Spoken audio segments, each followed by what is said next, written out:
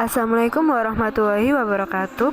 Kami dari kelompok 3 akan mempresentasikan tentang dinamika peran Indonesia dalam perdamaian dunia. Dalam bab dinamika peran Indonesia dalam perdamaian dunia, ada dua materi.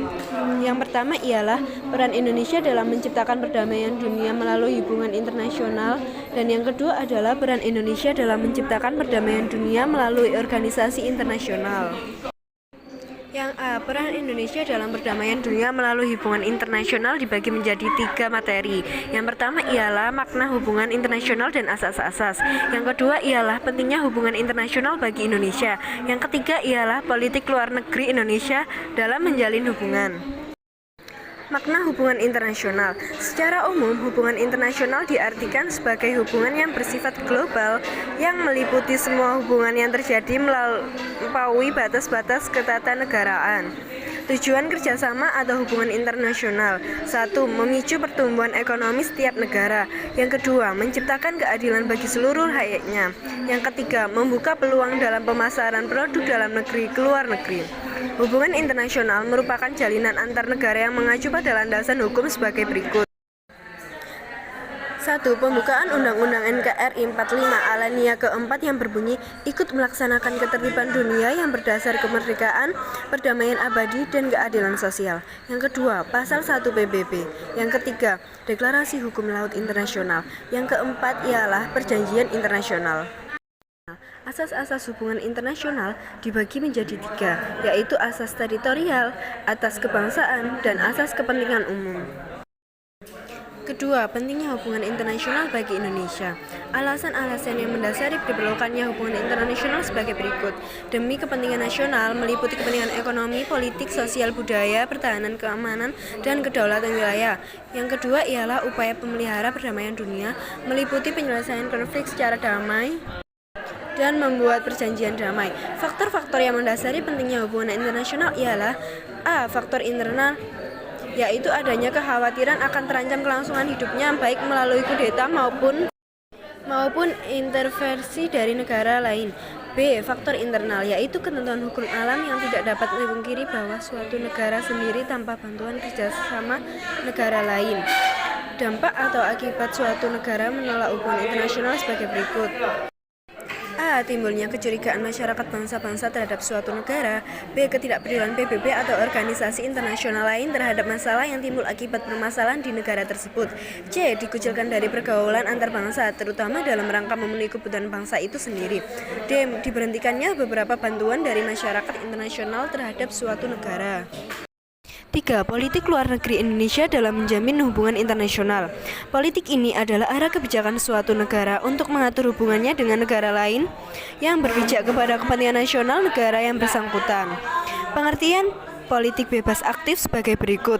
A. Politik bebas, yaitu bangsa Indonesia dalam menentukan sikap dan pandangan terhadap berbagai permasalahan internasional, terlepas dari ikatan antar blok barat dan blok timur.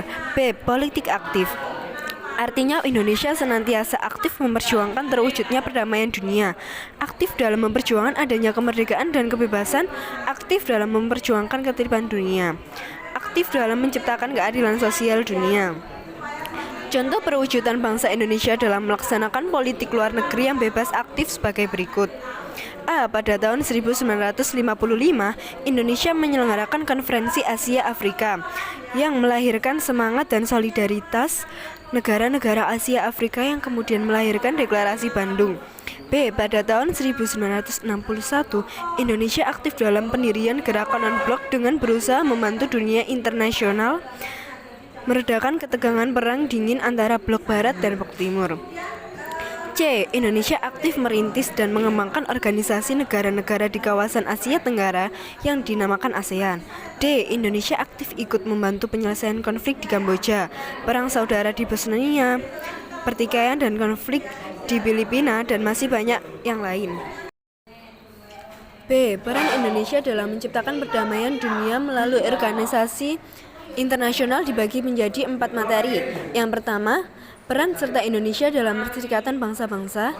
Yang kedua, peran serta dalam ASEAN. Yang ketiga, peran serta Indonesia dalam gerakan non-blok. Yang keempat ialah peran serta Indonesia dalam Konferensi Asia Afrika. 1. Peran serta Indonesia dalam persatuan bangsa-bangsa. PBB adalah organisasi internasional yang merupakan perkumpulan sebagian besar negara yang ada di dunia termasuk negara Indonesia. Indonesia menjadi anggota PBB pada tanggal 27 September 1950. Majelis Umum PBB dengan suara menerima Indonesia menjadi anggotanya yang ke-60. Berikut ini beberapa contoh peran Indonesia dalam organisasi PBB. 1. Pengiriman kontingen Garuda untuk memelihara perdamaian dunia. Yang kedua, kontingen Garuda ikut mewujudkan perdamaian Bosnia.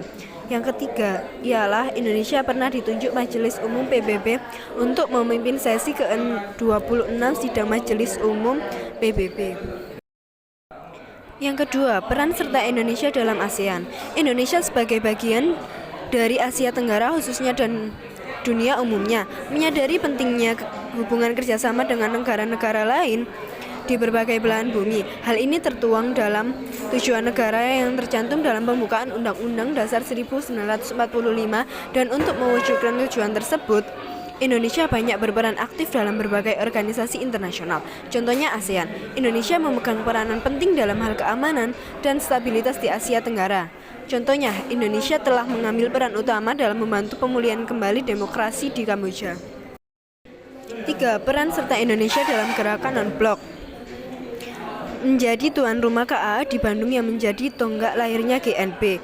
Menjadi salah satu pendiri GNP. Menjadi penyelenggara KTT GNP di Jakarta pada 1990-92. Menjadi ketua GNP.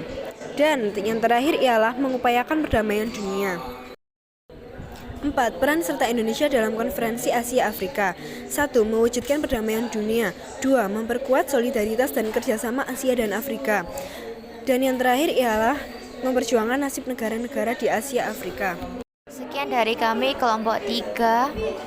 Mohon maaf bila ada salah kata. Wassalamualaikum warahmatullahi wabarakatuh.